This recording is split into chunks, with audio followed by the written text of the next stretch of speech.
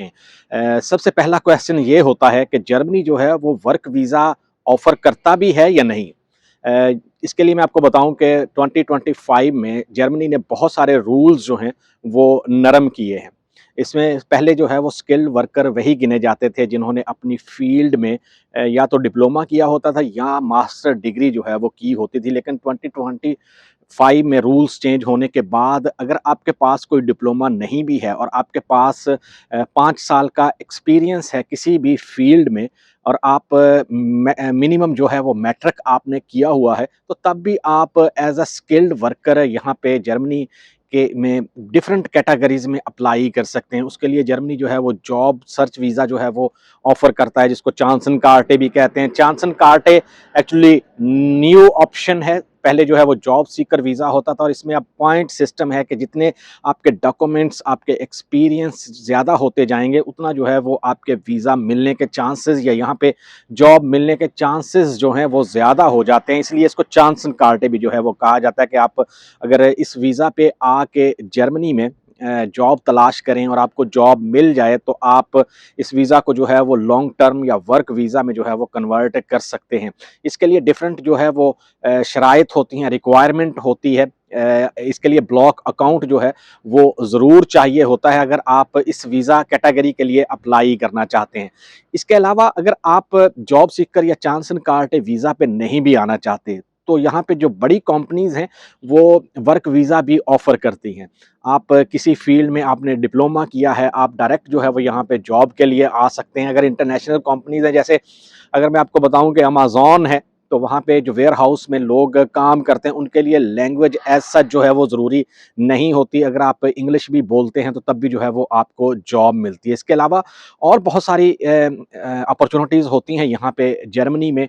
Different companies हैं, factories हैं जो डिफरेंट कैटेगरीज़ में जो है वो आपको वर्क वीज़ा जो है वो ऑफ़र करती हैं। इसमें आप ये देख सकते हैं कि कौन-सी कैटेगरीज़ जो हैं वो बहुत ज़्यादा डिमांडिंग में हैं। अगर मैं बात करूँ इंडिया या पाकिस्तान की, तो वहाँ से ड्राइवर्स के लिए बहुत ज़्यादा चांस है। वहाँ पे जो कुक हैं, उनके लिए बहुत ज़्यादा चांस हैं। जो लॉजिस्टिक में काम कर सकते हैं वेयरहाउस में, उनके लिए जो है वो बहुत ज़्यादा चांस है। आईटी में जो लोग आना चाहते हैं यहाँ पे जर्मनी में जॉब करना चाहते हैं, बहुत ज़्यादा चांस है। ये डिमांडिंग फ़ील्ड्स हैं यहाँ पे। बहुत ज़्यादा वर्कर्स की जो है वो ज़रूरत है। शॉर्टेज ऑक्यूपेशन जो है वो इन फ़ील्ड्स को या प्रोफ़ेशंस को जो है वो कहा जाता है यहाँ पे कि वर्कर आएँ। इसके अलावा जो फ्लीगाहाइम में नर्सिंग के शोबे में जो है वो अगर लोग आना चाहते हैं, तो उनके लिए बहुत ज़्यादा चांसेज़ हैं। इसके लिए ज़रूरी नहीं है कि आप सिर्फ़ ऑसबिल्डिंग वीज़ा पे ही आएँ, आप ऑसबिल्डिंग ही करें। अगर आप ऑसबिल्डिंग करना चाहते हैं, तो ऑसबिल्डिंग के बाद आपकी जॉब, आपका यहाँ पे रहना, सारा जो है वो सिक्योर होता है, लीगल होता है। आपको एज़ सच फ्यूचर में कोई टेंशन नहीं होती। आप जब भी ऑसबिल्डिंग कंप्लीट करते हैं, आप एज़ अ स्किल्ड वर्कर जो है, वो यहाँ पे जॉब कर सकते हैं। अगर मैं बात करूँ कि आप जॉब वीज़ा पे जहाँ पे आना चाहते हैं, तो ये मुमकिन है। बहुत सारे जो है यूट्यूबर या सोशल मीडिया पे मैंने देखा है कि लोग ये कहते हैं कि जी जर्मनी जो है वो वर्क वीज़ा ऑफ़र ही नहीं करता। एज़ सच ऐसी कोई बात नहीं है। हो सकता है वो मुझसे ज़्यादा इन्फॉर्मेशन जो है वो रखते हों, लेकिन जो मेरी इन्फॉर्मेशन है या मैंने यहाँ पे लोग देखे हैं, जर्मनी जॉब ऑफ़र लेटर या जॉब वीज़ा भी जो है वो ऑफ़र करता है और लोग यहाँ पे आके डायरेक्ट जॉब भी स्टार्ट करते हैं। ये एक अदर सिचुएशन बन जाती है कि लोग जो हैं वो किसी कंसल्टेंट के थ्रू जब जॉब कॉन्ट्रैक्ट लेते हैं, तो जो कंपनी जिस कंपनी में वो आते हैं, वो कंपनी आते ही उनको कहती है जी कि आप किसी दूसरी जगह जो है वो जॉब तलाश कर लें, हमारे पास एज़ सच ऐसा कोई भी वर्कर रिक्वायर्ड नहीं है।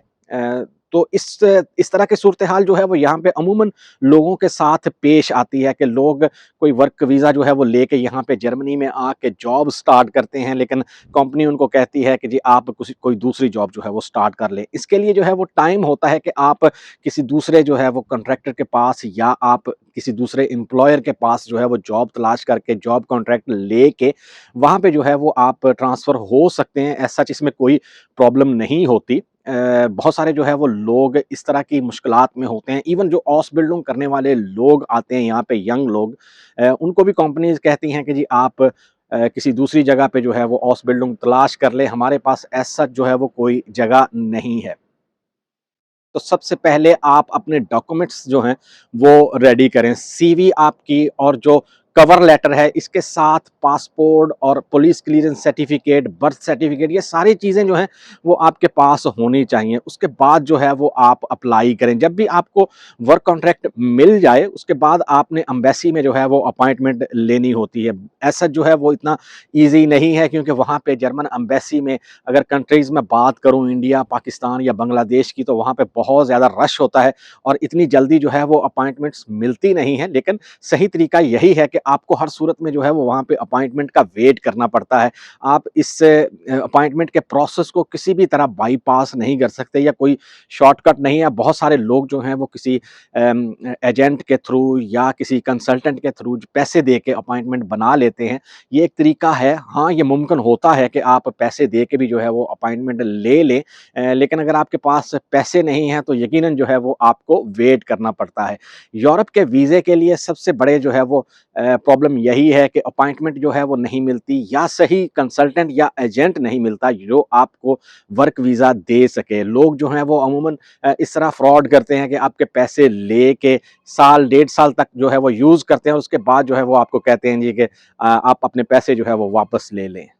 इस तरह की सिचुएशन जो है वो यकीनन बहुत सारे लोगों के साथ हो चुकी होगी कि एजेंट जो हैं वो पैसे तो ले लेते हैं लेकिन उनको कोई भी वर्क वीज़ा जो है वो नहीं लेके देते। लेकिन अगर आप खुद से अगर अप्लाई करना चाहें तो यहाँ पे बहुत सारी अपॉर्चुनिटीज़ हैं। जर्मनी ऐसा जो है इसके लिए किसी एजेंट की ज़रूरत नहीं होती। एजेंट सिर्फ़ उसी सूरत में, कंसल्टेंट किसी उसी सूरत में जो है वो आपको चाहिए होता है कि अगर आप ये प्रोसेस जो है वो खुद से नहीं कर सकते। अगर आप खुद से जो है वो अप्लाई कर सकते हैं, यकीनन ये एक सब्र आज़मा काम होता है, आपको वेट करना पड़ता है, रोज़ जो है वो आप किसी जगह पे जो है वो अप्लाई करते हैं। लेकिन इसी तरह स्ट्रगल करेंगे तो आप विदाउट कंसल्टेंट जो है वो ऑसबिल्डिंग भी ले सकते हैं, आप यहाँ पे वर्क कॉन्ट्रैक्ट भी ले सकते हैं।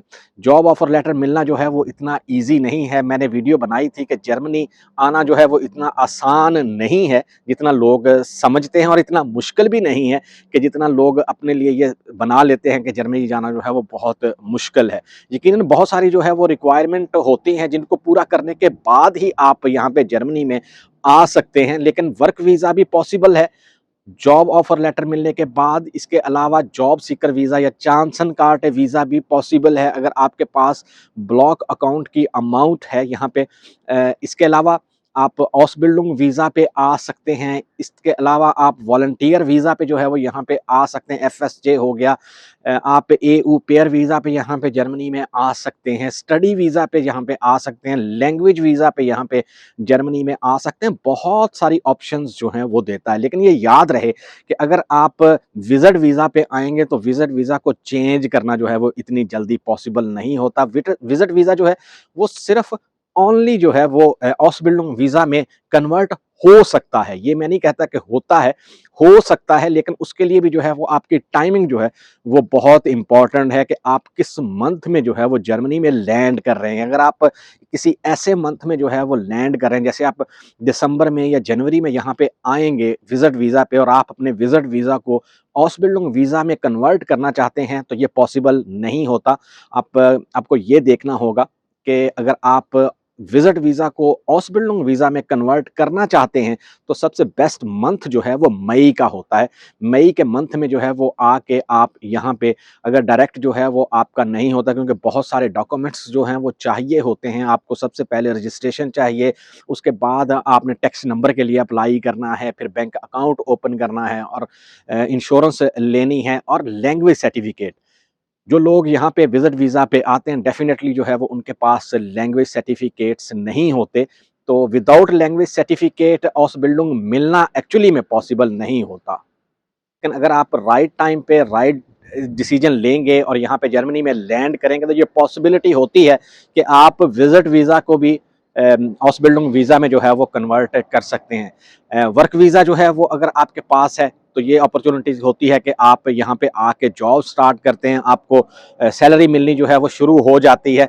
और ये जॉब वीज़ा जो है वो अगर आप कंटिन्यू नहीं करना चाहते तो ये भी पॉसिबिलिटी होती है कि साथ में लैंग्वेज सीखने के बाद आप ऑसबिल्डिंग करें। ऑसबिल्डिंग इसलिए भी ज़रूरी है, या इस पे ज़्यादा ज़ोर मैं देता हूँ कि इससे आप एज अ स्किल्ड वर्कर जो है वो जितनी देर तक मर्ज़ी यहाँ पे जर्मनी में रहें, आपको जॉब का कोई इश्यू नहीं होगा, आपको जो लीगल प्रोसेस होता है आपका पीआर के लिए, उसका कोई इश्यू नहीं रहता। आप एक फिक्स जॉब जो है वो कर सकते हैं, जॉब चेंज करना चाहते हैं तब भी आपके लिए कोई इश्यू नहीं रहता। जिस भी नई कंपनी में आप जाएँगे, आपने ऑसबिल्डिंग की है तो वो आपको हँस के जो है वो रख लेंगे, कोई ऐसा जो है वो इश्यू नहीं होता। इसके साथ आपके तरक्की करने के चांसेस जो हैं वो कंपनी में ज़्यादा होते हैं। ऑसबिल्डिंग जो है वो बेस्ट वे है अगर आप यहाँ पे जर्मनी में जो है वो आके सेटल होना चाहते हैं, लेकिन वर्क वीज़ा भी उसके लिए एक ऑप्शन हो सकती है। अगर आपके पास ऐसा कंसल्टेंट है, आपके पास कोई ऐसा बंदा है